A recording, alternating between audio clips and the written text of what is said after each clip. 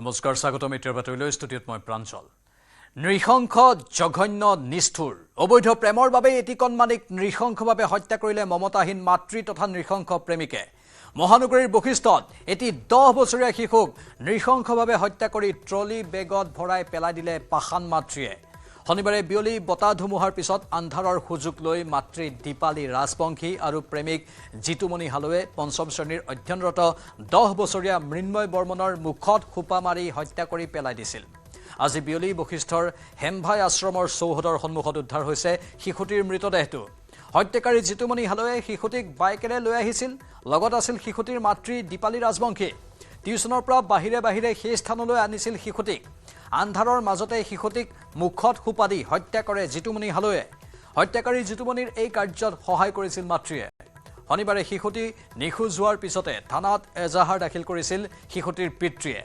এজাহাৰৰ ভিত্তিত আজি শিশুটিৰ মাতৃ আৰু প্ৰেমিকক প্ৰথমে জেৰা কৰাত সকলো কথা স্বীকাৰ কৰিছিল পিছত আৰক্ষীয়ে দুয়োকে গ্ৰেপ্তাৰ কৰে মাতৃ দিৱসৰ দিনাই পাখান মাতৃৰ এই কাণ্ডই হতচকিত কৰিছে সকলোকে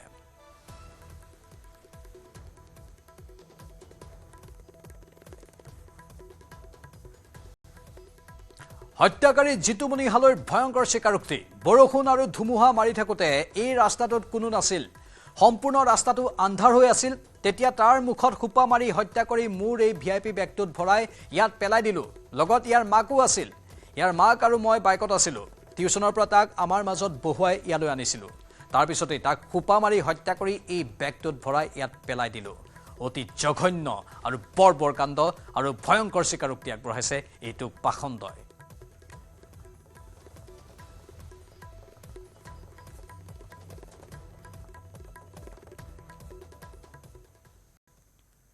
গুৱাহাটীৰ বশিষ্ঠৰ বিজেপি কাৰ্যালয়ত আজি সন্ধিয়া উপস্থিত হয় মুখ্যমন্ত্ৰী হিমন্ত বিশ্ব শৰ্মা বিজেপিৰ কৰ্মকৰ্তাসকলে উষ্ম আদৰণি জনায় মুখ্যমন্ত্ৰীগৰাকীক উপস্থিত থাকে ৰাজ্যিক বিজেপিৰ সভাপতি দিলীপ শইকীয়া সাংসদ বিজুলী কলিতা মেধি মেয়ৰ মৃগেন শৰণীয়া আৰু বিজেপিৰ কাৰ্যকৰ্তাসকল পঞ্চায়ত নিৰ্বাচন সন্দৰ্ভত মুখ্যমন্ত্ৰীয়ে জনায় প্ৰতিক্ৰিয়া এনডিএ পঞ্চায়ত নিৰ্বাচনত চমকপ্ৰদ সাফল্য দেখুৱাইছে পূৰ্বে এনেকুৱা বৃহৎ জয় কেতিয়াও হোৱা নাছিল অসমবাসীয়ে দিয়া আশীষ আমি গ্ৰহণ কৰিছোঁ ৰাজ্যক দিয়া প্ৰতিশ্ৰুতিসমূহ অনাগত দিনত ভালদৰে পালন কৰিব বুলি প্ৰকাশ কৰে মুখ্যমন্ত্ৰীগৰাকীয়ে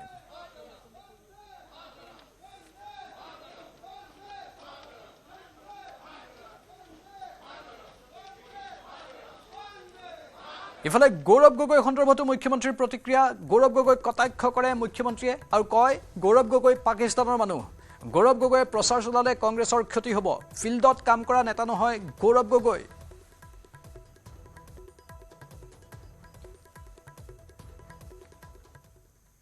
যুদ্ধবিৰতি হলেও অব্যাহত থাকিব ভাৰতীয় সেনাৰ অপাৰেশ্যন সিন্দুৰ পাকিস্তানৰ লগতে বিশ্ববাসীক জনালে প্ৰধানমন্ত্ৰী মোদীয়ে হিপাৰৰ পৰা গুলি চলিলে ইপাৰৰ পৰা গোলা চলিব বুলি হুংকাৰ সন্ত্ৰাসবাদীৰ যিকোনো কাৰ্যক যুদ্ধ বুলি গণ্য কৰিব ভাৰতে যুদ্ধবিৰতিত আমেৰিকাৰ কোনো অৱদান নাই পাক ডিজিএমঅয়ে 10 মেৰ 1 বজাত যোগাযোগ কৰিছিল ভাৰতৰ তৰফৰ পৰা ডিজিএমঅ ব্যস্ত থকাৰ কথা জনোৱা হৈছিল 3:30 বজাত পুনৰ যোগাযোগ কৰিছিল পাকিস্তানৰ ডিজিএমঅয়ে ঘোষণাৰ পূৰ্বে ট্ৰাম্পে ভাৰতৰ সৈতে যোগাযোগ কৰা নাছিল ভাৰতৰ তৰফৰ পৰা কোনো কথাই জনোৱা হোৱা নাছিল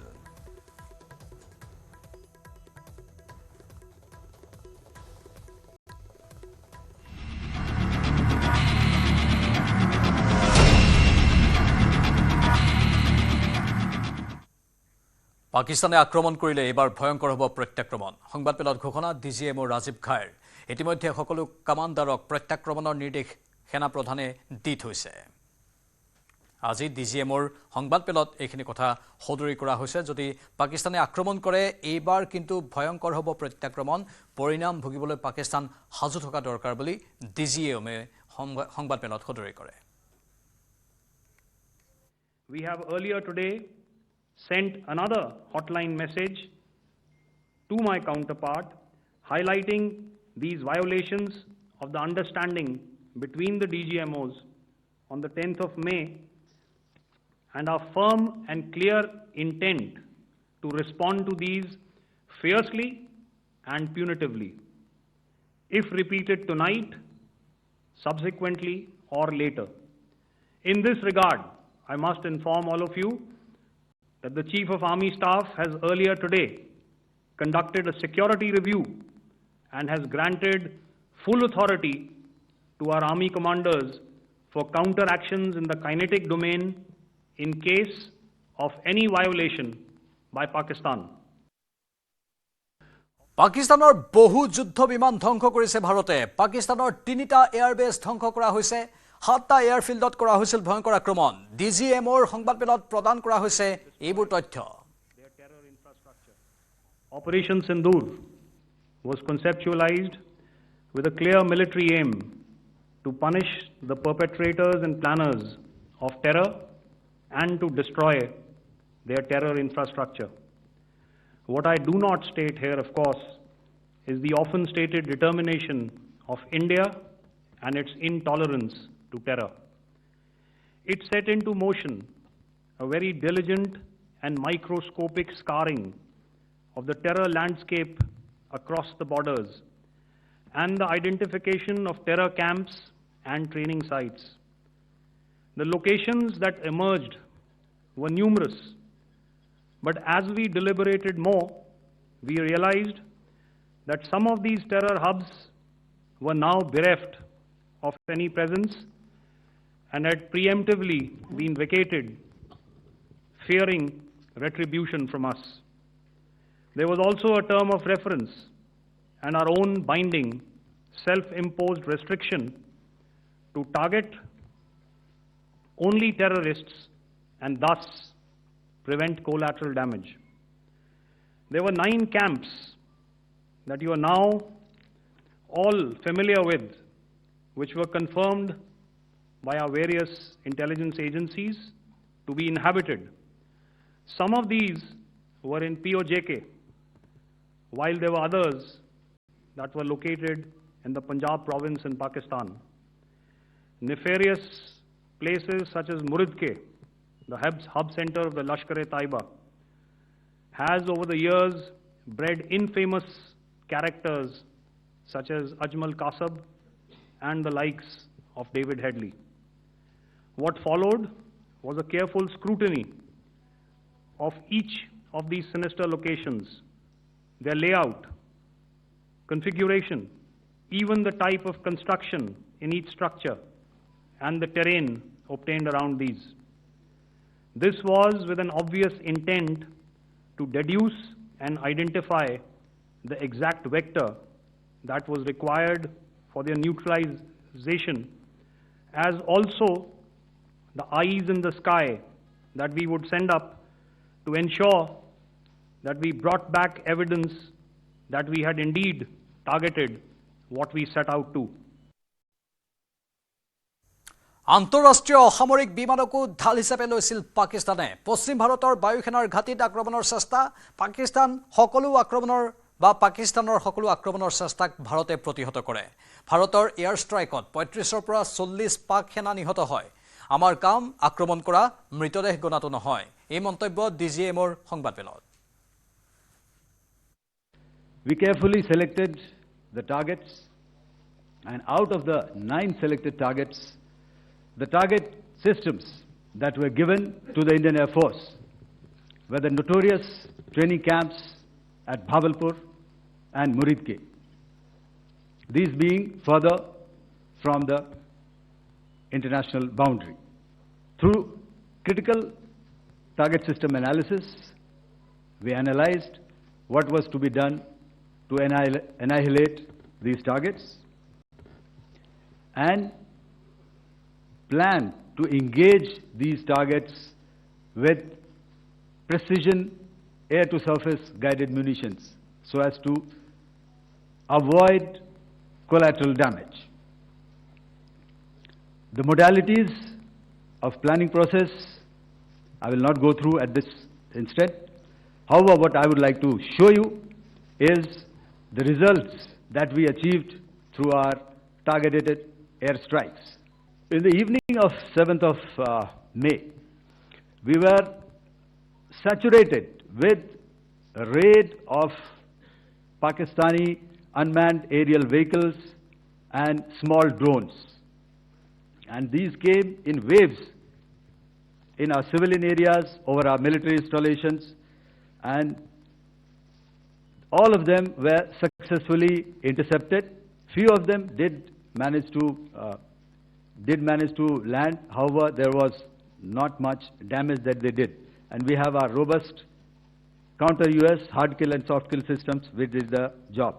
However, the difference here was that we had targeted the terrorists. The adversary now has targeted our civilians and the military infrastructure. So it had to be responded to. So in a quick and calibrated response, that very night, we struck their radar installations at Lahore and close to Gujranwala, the LYT installation, to indicate to him that we are ready, yet we do not want to escalate. Our fight was with the terrorists and not with the Pakistani military establishment. সীমান্তত ভাৰতৰ প্ৰত্যাক্ৰমণত নিহত বহু পাক সেনা সীমান্তত প্ৰায় 40 জন পাক সেনা নিহত হৈছে এই তথ্য প্ৰদান ডিজিএমৰ সংবাদমেলত As part of this escalation control mechanism, the application of force by the Navy was planned in a synchronized manner in coordination with the Army and Air Force, the highlight being teams from the three services working closely in an integrated manner. Along with the kinetic actions by the Indian Army and Indian Air Force, the overwhelming operational edge of Indian Navy at sea contributed towards Pakistan's urgent request for a ceasefire yesterday. As we speak, Indian Navy remains deployed at sea in a credible deterrent posture to respond decisively to any inimical action by Pakistan or Pakistan-based terrorists. ভাৰতৰ ব্ৰহ্মাস্ত্ৰ ব্ৰহ্মোছৰ আঘাতত কঁপি উঠিল পাকিস্তানৰ বুকু পাৰমাণৱিক অস্ত্ৰ প্ৰয়োগৰ ভাবুকিটো হেওনা মানি ব্ৰহ্মোছৰ ব্ৰহ্ম আঘাতত পাকিস্তান সাৰখাৰ কৰাৰ দিশে আগবাঢ়িছিল ভাৰতীয় সেনা ব্ৰহ্মোছৰ মুখ্যম আঘাতৰ পূৰ্বে অসহায় হৈ নেগুৰ পেলাবলৈ বাধ্য হ'ল পাকিস্তানে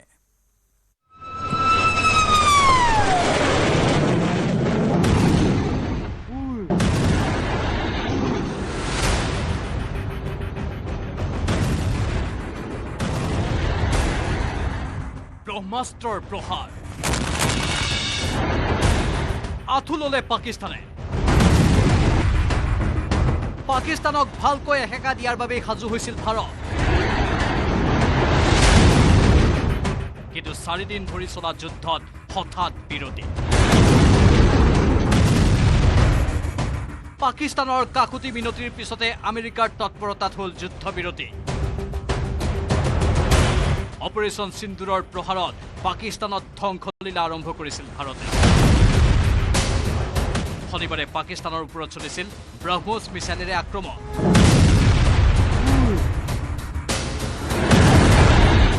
ব্ৰহ্মোছৰ লগতে হেমাৰ আৰু স্কাল্প মিছাইলেৰে ভাৰতৰ আক্ৰমণ ব্ৰহ্মোছৰ আক্ৰমণত ধ্বংস হয় পাকিস্তানৰ বায়ুসেনাৰ ঘাটি পাকিস্তানৰ মুঠ 9টা বায়ুসেনাৰ ঘাটি ধ্বংস কৰে ভাৰতে ভাৰতৰ ব্ৰহ্মাস্ত্ৰ ব্ৰহ্মোছৰ প্ৰকোপত কঁপি উঠিল পাকিস্তানৰ বুকু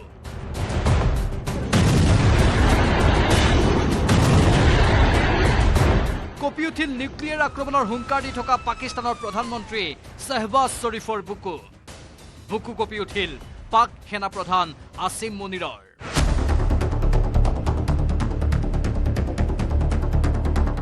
প্ৰতিৰক্ষা মন্ত্ৰী খাৱাজা আসিফৰ আৰু বিদেশ মন্ত্ৰী ইছাক দাৰৰো বুকু কঁপি উঠিল ব্ৰহ্মোছৰ তাণ্ডৱ ব্ৰহ্মোছ হেমাৰ আৰু স্কাল্প মিছাইলেৰে ৰাৱালপিণ্ডিৰ বায়ুসেনাৰ বৃহৎ ঘাটিত প্ৰচণ্ড আক্ৰমণৰ পিছতে পাকিস্তানে আৰম্ভ কৰে যুদ্ধবিৰতিৰ বাবে কাকুতি মিনতি ভাৰতৰ পৰা আৰু ভয়ানক আক্ৰমণৰ আশংকা কৰি পাকিস্তানে লগে লগে আমেৰিকালৈ ফোন কৰে ভাৰতক ক্ষান্ত কৰিবলৈ আমেৰিকাই লগে লগে পাক সেনা প্ৰধান আসিম মুনিৰক দিয়ে আক্ৰমণ বন্ধৰ ধমকি তাৰ পিছতে পাক ডিজিএমও খাছিফ আব্দুল্লাই ফোন কৰে ভাৰতৰ ডিজিএমও লেফটেনেণ্ট জেনেৰেল ৰাজীৱ খাই তাৰ পিছতেই দুই পক্ষ সন্মত হয় যুদ্ধবিৰতি শনিবাৰে পাকিস্তানৰ বায়ুসেনাৰ ঘাটিত ভাৰতৰ আক্ৰমণৰ পিছতে পাকিস্তানে বুজি পালে যে প্ৰলয় সমাগত এইবাৰ নিস্তাৰ নাপাব পাকিস্তানে পাকিস্তানৰ আশংকা হ'ল দেশখনৰ পাৰমাণৱিক অস্ত্ৰ ভাণ্ডাৰত আঘাত হানিব পাৰে ভাৰতে পাকিস্তানৰ নুৰ খান বিমান ঘাটিত আক্ৰমণৰ পিছতে পাকিস্তানী নেতাৰ চুলিৰ আগেৰে জীৱ ওলাই যায়। এই নুৰ খান বিমান ঘাটিৰ নিচেই ওচৰতে আছে পাকিস্তানৰ পাৰমাণৱিক শক্তি ভাণ্ডাৰ।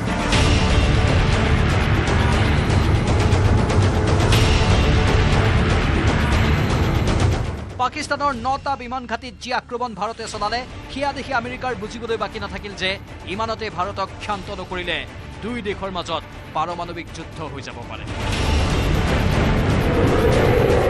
একে সময়তে আমেৰিকাই বুজিলে যে পাক সেনাপ্ৰধান মুনিৰে দেশখনৰ চৰকাৰৰ কথা মানি চলা নাই।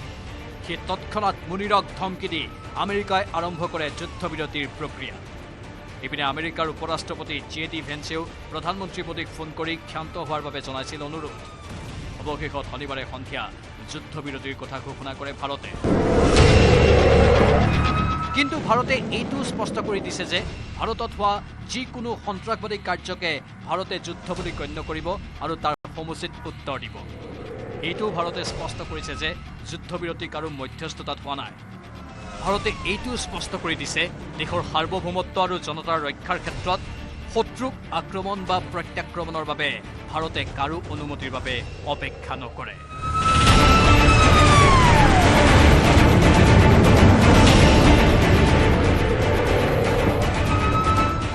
News desk, News 18 Assam Northeast।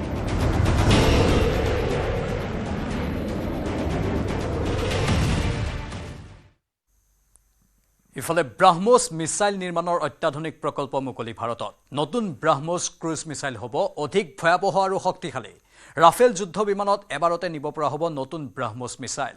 লক্ষ্ণৌত পাকিস্তানক পুনৰ সকিয়নি দি ৰাজনাথ সিঙে মুকলি কৰে ব্ৰাহ্মোছৰ নতুন প্ৰকল্প। भारत माता के मस्तक पर हमला करके कई परिवारों के सिंदूर मिटाए थे। उन्हें भारतीय सेना ने ऑपरेशन सिंदूर के माध्यम से इंसाफ दिलाने का काम किया है। नारीर हिৰৰ সেন্দুৰ মছা সকলক উচিত শিক্ষা দিছে অপাৰেশন সিন্দুৰে। ব্ৰাহ্মোছ মিছাইলৰ নতুন ইউনিট মুকলি কৰি এই ঘোষণা প্ৰতিৰক্ষা মন্ত্ৰী ৰাজনাথ সিঙৰ। जिन भारत विरोधी और आतंकी संगठनों ने भारत माता के मस्तक पर हमला करके कई परिवारों के सिंदूर मिटाए थे, उन्हें भारतीय सेना ने ऑपरेशन सिंदूर के माध्यम से इंसाफ दिलाने का काम किया है।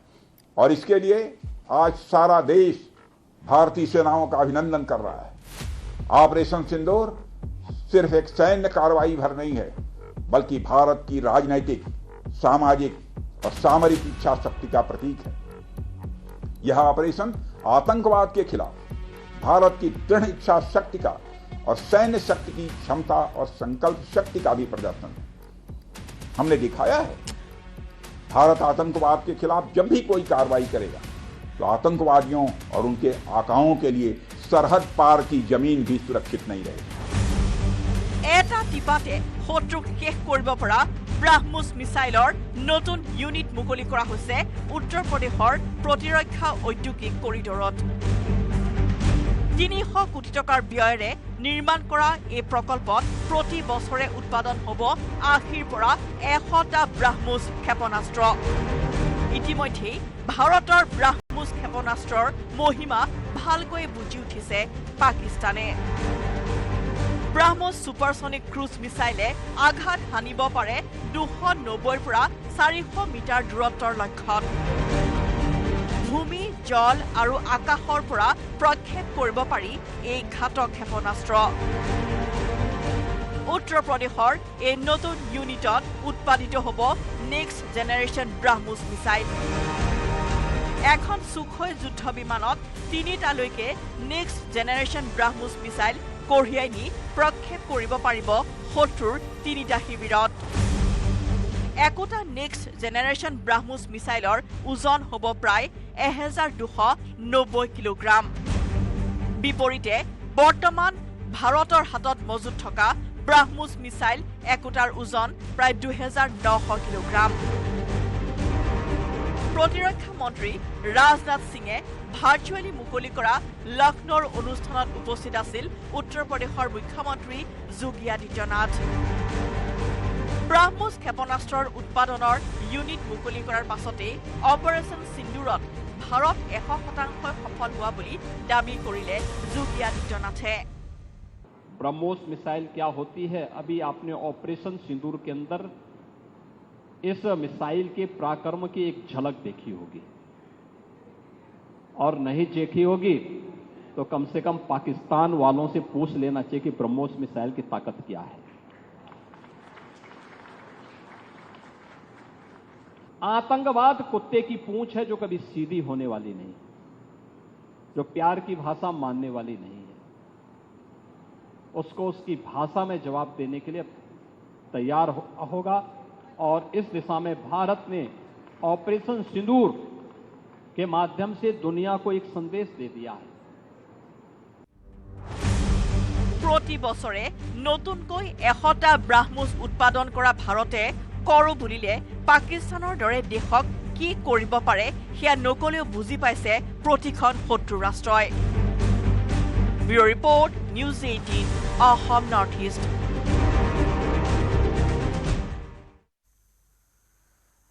এটা গুলিত কেইবাটাও চিকাৰ অপাৰেশ্যন সিন্দুৰৰ 25 মিনিটত সন্ত্ৰাসবাদীৰ 9টা ঘাটি ধ্বংস কৰি অপাৰেশ্যন সিন্দুৰে প্ৰাণ ললে 5টা বিশ্বত্ৰাস সন্ত্ৰাসবাদীৰ।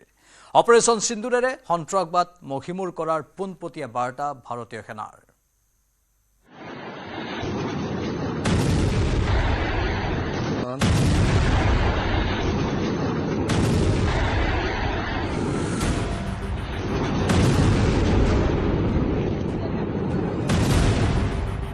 অপাৰেশ্যন সিন্দুৰ মাত্ৰ এটা আক্ৰমণ নহয়, এইটো আছিল বৰ্বৰ সন্ত্ৰাসবাদীক এক সমুচিত প্ৰত্যুত্তৰ।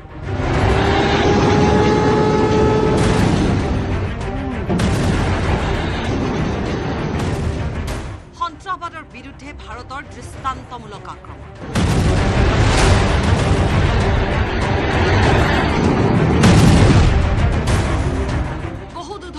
সন্ত্ৰাসবাদীক একেলগে নিপাত, পাকিস্তানৰ ভিতৰত সঠিক টাৰ্গেটত আঘাত।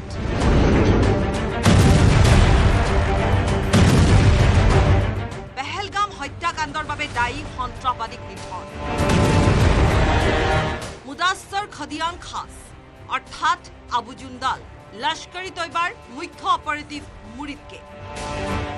হাফিজ মোহাম্মদ জমিল মছুদ আজহাৰৰ ভাতৃ বাহাৱালপুৰ IC-814 বিমান হাইজেকৰ মুখ্য চক্ৰান্তকাৰীক নিধন। মোহাম্মদ ইউসুফ আজহাৰ অৰ্থাৎ উস্তাদজি খালিদ আবু আকাছা মোহাম্মদ হাসান খান JSRPO চিফ আজগৰ খানৰ পুত্ৰ। পাঠানকোট আৰু সংসদ আক্ৰমণৰ মূল চক্ৰান্তকাৰী ৰৌফ আজহাৰ নিহত।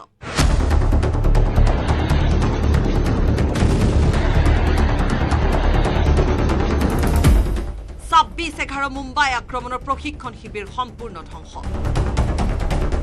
আজমল কাছব ডেভিড হেডলিৰ দৰে হত্যাকাৰী গঢ় দিয়া সন্ত্ৰাসবাদী ঘাটি এতিয়া চাই। পুৰণি আঘাত নতুন প্ৰতিকাৰ। ডেনিয়েল পাৰ্ল হত্যাৰ সৈতে জড়িত নেটৱৰ্ক ধ্বংস। JS আৰু আল কায়দাৰ সংযুক্ত ঘাটি ধ্বংস। বিশ্বলৈ বাৰ্তা No more safe haven for terrorists.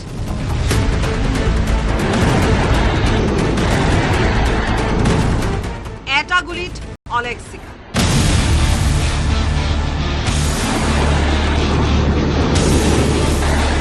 পাঁচতকৈ অধিক শীৰ্ষ সন্ত্ৰাসবাদীৰ মৃত্যু। 9তকৈ অধিক সন্ত্ৰাসবাদী কেম্প ধ্বংস।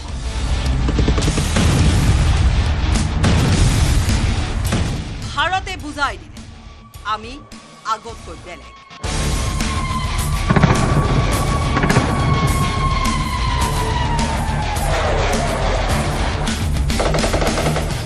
News desk report news 18 Assam north east.